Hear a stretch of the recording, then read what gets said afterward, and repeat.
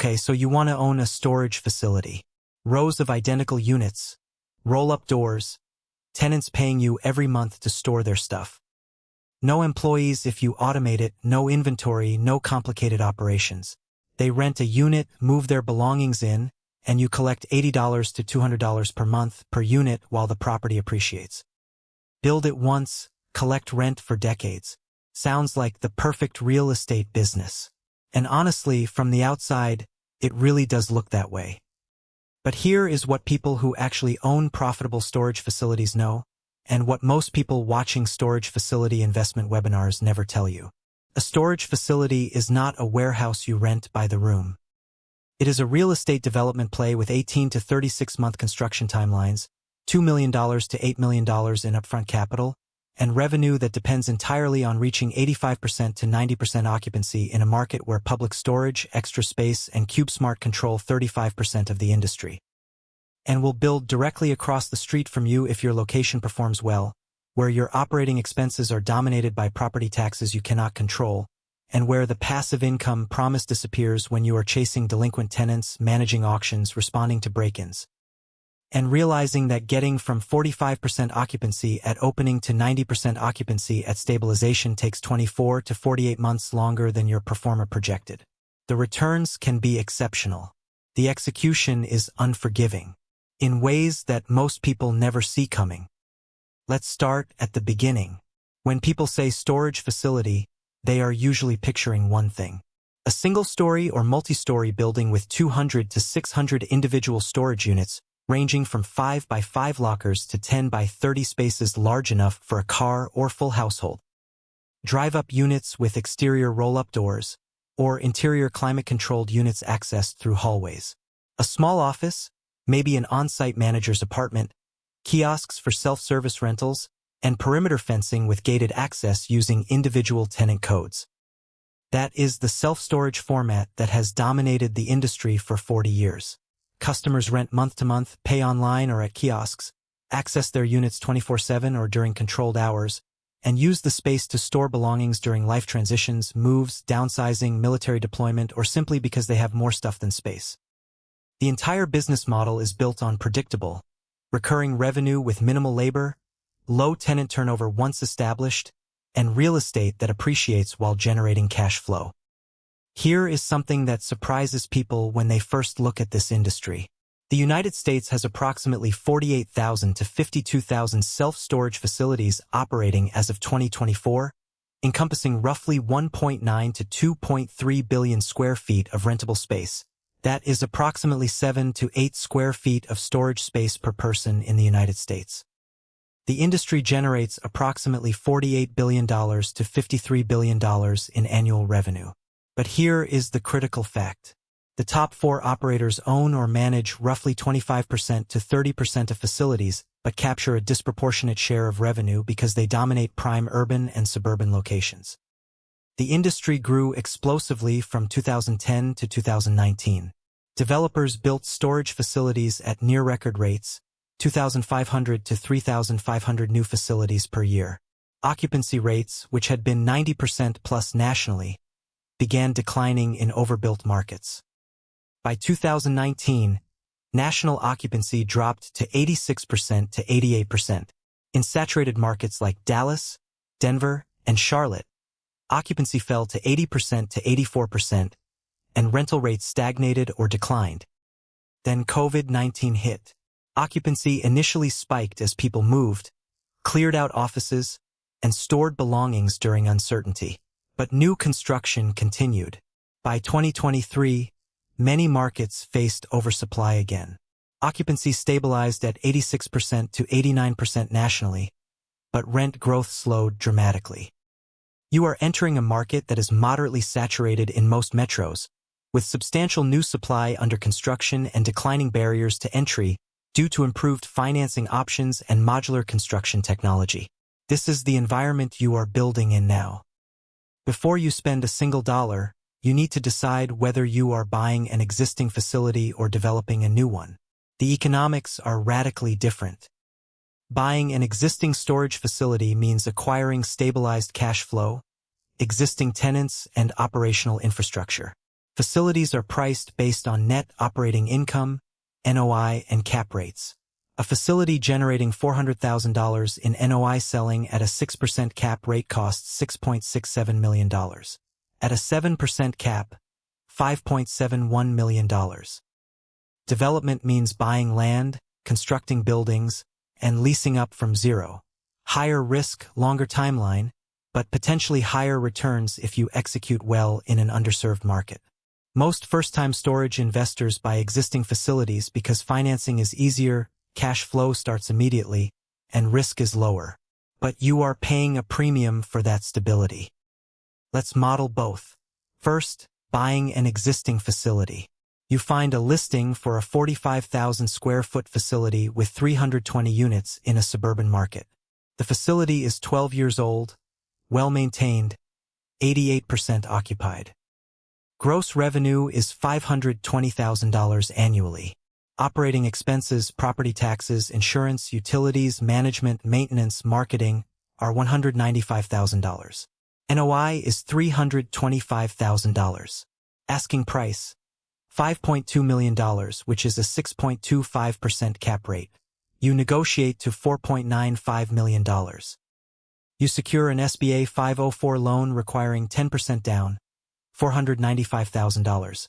Financing $4.455 million at 6.5% over 25 years. Your annual debt service is approximately $357,000. First-year cash flow, $325,000 NOI minus $357,000 debt service equals negative $32,000. You are losing money in year one even though the facility is 88% occupied and operating well. This is the reality of leveraged real estate acquisitions at today's interest rates and cap rate compression. Properties appreciated 40% to 80% from 2015 to 2022, but NOI did not grow proportionally. Buyers are paying high prices for low yields, and debt service exceeds NOI. But here is the counterargument. You are paying down principal, building equity, and benefiting from appreciation. Over 10 years, you pay down $800,000 to $1 million in principal. If the property appreciates 2% to 3% annually, it is worth $6.1 million to $6.6 million in 10 years. Your equity grows from $495,000 to $2.1 million to $2.6 million. You are not generating cash flow, but you are building wealth. That works if you have the capital to carry negative cash flow and if appreciation continues. Now let's model new development. You identify a 3-acre parcel in a growing suburban area, 4 miles from the nearest storage facility. The market analysis shows strong demographics, 25,000 households within a 3-mile radius, median income $68,000, and low existing storage supply, 4.2 square feet per capita versus the national average of 7.5. Land costs $450,000. Zoning allows self-storage with conditional use permit. You hire a civil engineer and architect to design a 50,000 square foot facility, 280 units, mix of climate-controlled and drive-up. Construction costs for self-storage run $40 to $75 per square foot, depending on whether you are building single-story metal buildings or multi-story climate-controlled. Let's assume a mixed facility, 60% climate-controlled, 40% drive-up. Average construction cost, $55 per square foot. Total construction, $2.75 million. Add site work, grading, paving, drainage, utilities, fencing, for $100,000. Architectural and engineering fees, $120,000. Permits and approvals, $60,000. Signage, marketing, and pre-opening, $80,000. Furniture, fixtures, equipment, office, kiosks, gate systems, cameras, $150,000. Total development cost, $450,000 land plus $2.75 million construction plus $810,000 soft costs and site work equals $4.01 million. You finance this with a construction loan, 75% LTC, loan to cost, requiring 25% equity, $1.0025 million down. You borrow $3.0075 million at 8% interest only during construction, converting to amortizing at completion. Construction takes 9 to 14 months. During that time, you are paying interest only on draws, roughly $15,000 to $20,000 per month, and you have zero revenue. Month 12, you open. Occupancy is 0%. You begin marketing. Industry benchmarks for Lease-Up, the time to reach stabilized occupancy, range from 24 to 48 months depending on market conditions, competition, and marketing effectiveness. Optimistic performers assume 36 months to 85% to 90% occupancy. Reality is often 42 to 60 months in competitive markets. Let's model a 36-month lease-up. Month 1 through 12. Occupancy grows from 0% to 28%. Average occupancy year 1, 15%. Revenue at $120 average per unit per month across 280 units, $50,400 annually at full occupancy. At 15% average occupancy, $7,560 revenue year 1. Operating expenses still exist even at 15% occupancy. Property taxes on $4 million assessed value at 1.8% effective rate, $72,000 annually. Insurance, $18,000. Utilities for climate control, even at low occupancy, $24,000. Management, either 6% of revenue or a flat fee, minimal at low revenue but you need someone on-site or monitoring remotely. Marketing to drive Lease-Up, $36,000. Repairs and maintenance, $8,000. Total year 1 operating expenses, $160,000 to $180,000. Year 1 NOI, $7,560 revenue minus $170,000 expenses equals negative $162,440. Year 2, occupancy grows from 28% to 58%. Average occupancy 43%. Revenue $260,000. Expenses $190,000. NOI $70,000. Year 3, occupancy grows from 58% to 82%. Average occupancy 70%. Revenue $423,000. Expenses $210,000. NOI $213,000. By year 4, you reach 88% stabilized occupancy. Revenue $532,000. Expenses $225,000. NOI $307,000. But during years 1 through 3, you lost $162,440 in year 1, earned $70,000 in year 2, and earned $213,000 in year 3. Cumulative NOI after 3 years, $120,560. You are still negative cumulative cash flow after accounting for debt service. Your construction loan converts to permanent financing at year 1, $3.0075 million at 7% over 25 years. Annual debt service $254,000. Year 1, NOI negative $162,440. Debt service $254,000. Total cash outflow $416,440. Year 2, NOI $70,000. Debt service $254,000. Cash outflow $184,000. Year 3, NOI $213,000. Debt service $254,000. Cash outflow $41,000. Year 4, NOI $307,000.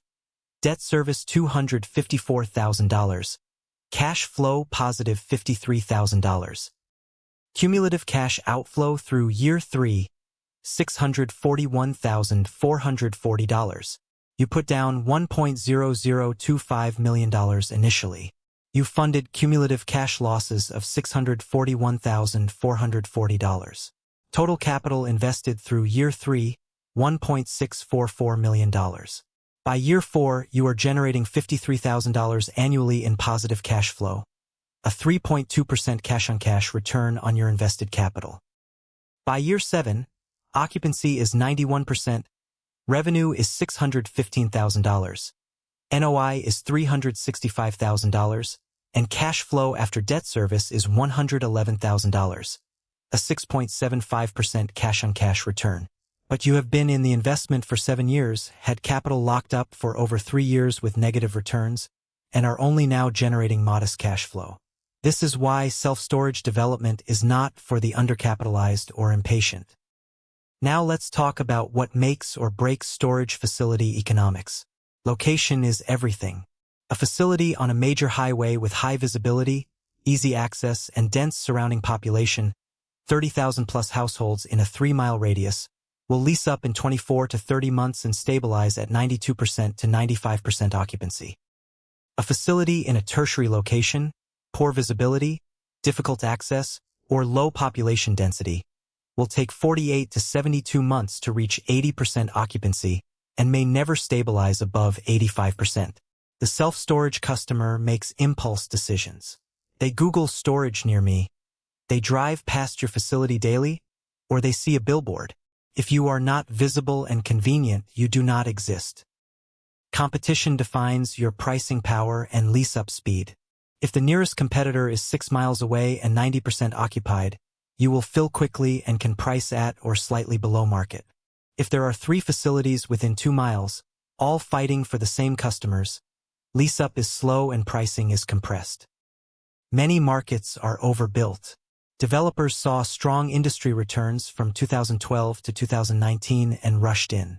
By 2017 to 2020, Dallas, Denver, Phoenix, Charlotte, and Atlanta had storage construction booms. Occupancy dropped. Rent growth stalled.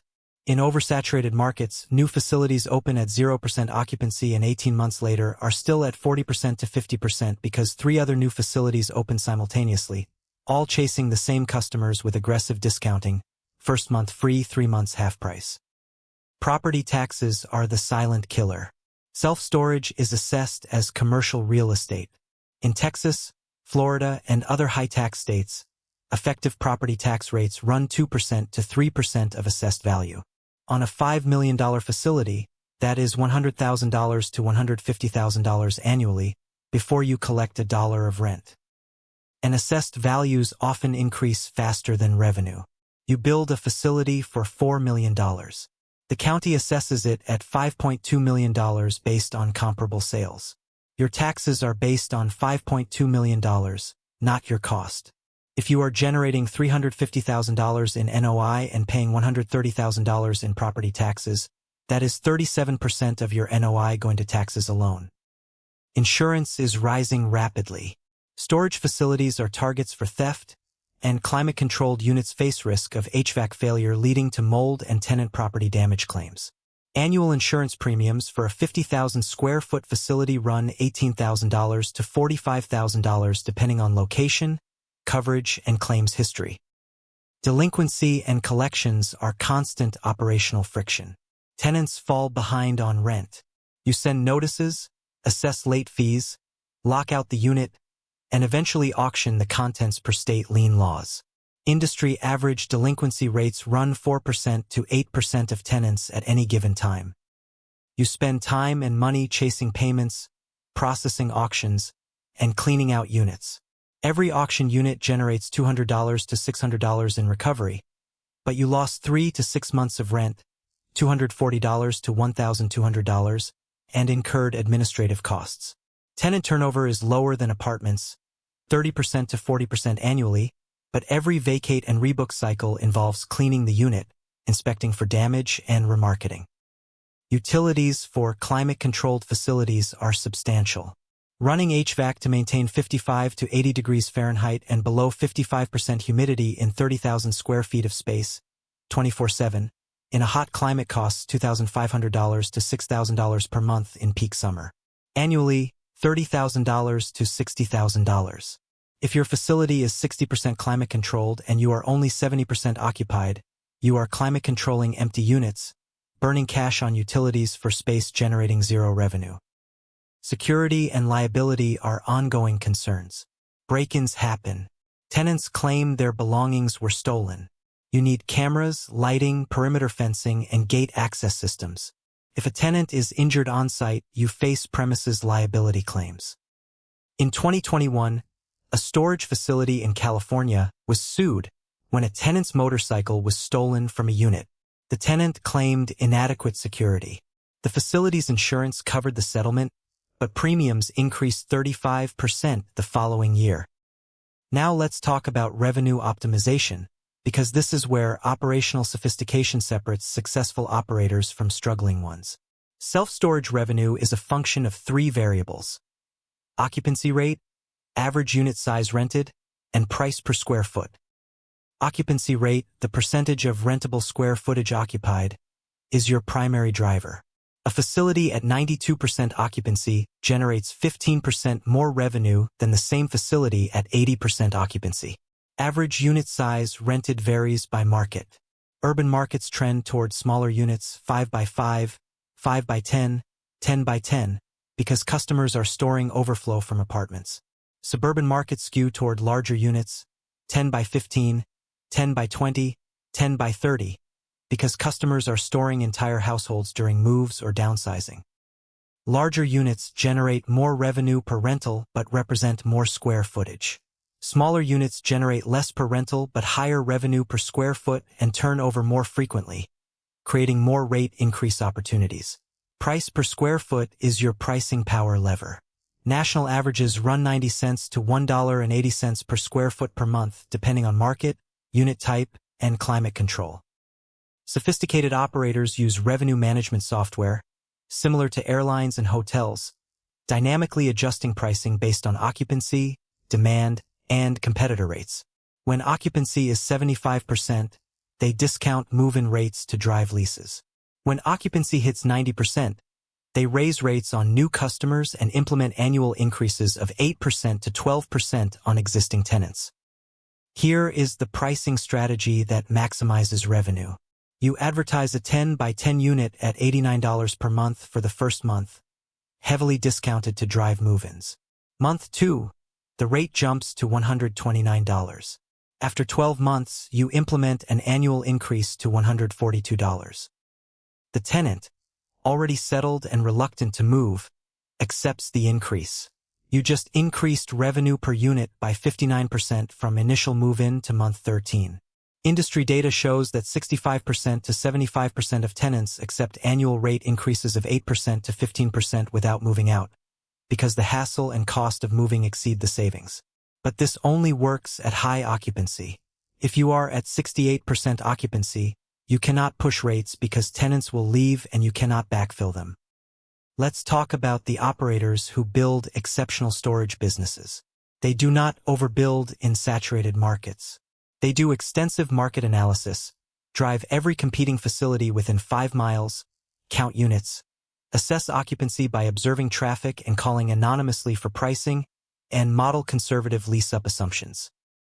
They pick locations with dominant visibility, highway frontage, major intersections, high-traffic corridors. They pay a premium for land because they know visibility drives 40% to 60% of customer acquisition. They phase construction intelligently. Instead of building all 350 units at once, they build 200 units initially, reach 88% occupancy in 18 months, then build the remaining 150 units. This reduces upfront capital, shortens time to positive cash flow, and allows them to adjust to market conditions. They operate multiple facilities to achieve scale efficiencies. A single facility needs on-site management or expensive remote monitoring. 10 facilities in a region share a district manager, centralized marketing, and group purchasing for insurance and supplies. Operating expense ratios drop from 42% to 35% of revenue at scale. They embrace technology. Kiosk-only facilities with no on-site staff, automated gate access, mobile apps for tenant management, and AI-powered chatbots for customer service reduce labor costs by 60% to 80%. They manage revenue aggressively. Monthly pricing reviews, A/B testing of promotional offers, tenant rate increase programs, and ancillary revenue from selling boxes, locks, and insurance. And they buy distressed or underperforming facilities from operators who failed at execution. A facility that opened 3 years ago is only 62% occupied and is bleeding cash sells at a 9% to 11% cap rate, a 25% to 40% discount to replacement cost. A sophisticated operator buys it, implements revenue management, improves marketing, optimizes pricing, and within 18 months has occupancy at 87% and NOI up 55%. They refinance or sell at a 6.5% cap for a substantial gain. Let's run the numbers two ways. Best case scenario. You develop a 52,000 square foot facility in an underserved growing suburb. Total cost for $0.2 million. You put down $1.05 million, finance $3.15 million. The location is excellent, highway visible, easy access, strong demographics. You lease up faster than projected. Month 24, you hit 78% occupancy. Month 30, 88%. By month 36, 92%. Year 4 stabilized performance.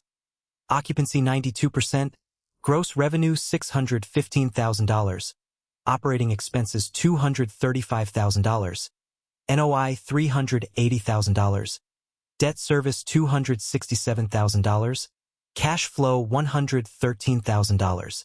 Cash-on-cash return on your $1.05 million down payment plus $180,000 in cumulative lease-up losses.